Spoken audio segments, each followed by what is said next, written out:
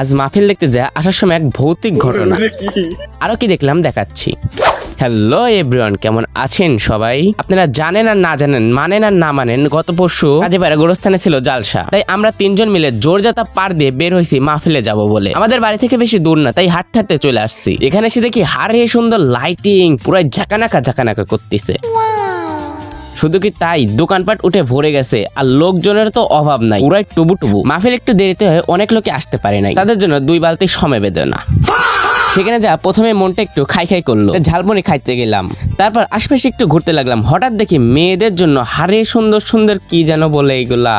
আমাদের লুচুপুচু করার মানুষও নাই, এসব কেনার দরকারও নাই। তবে নীল আর কিন্তু ঠিকই আছে, মাল একটা কিনে নিছে। তারপর গেলাম চটপটি খাইতে। মেলায় যাওয়া মানে আমাদের জন্য শুধু গিলা আর কোনো কাজ কাম নাই। তারপর আবার চলে আসছি ফুচকা খাইতে। তারপর চলে গেলাম শরবতের কাছে। আরে ভাইয়ের কেরামতি দেখতে দেখতে শরবত খাইলাম। তারপর একটু ঘোরাঘুরি করে রাত 11টার দিকে বাড়িতে যাচ্ছি। আর যাওয়ার সময় এমন এক লাইটের দেখা পেলাম যেটা কথা বললে জ্বলে ওঠে, পুরাই চমলক্ষ। এই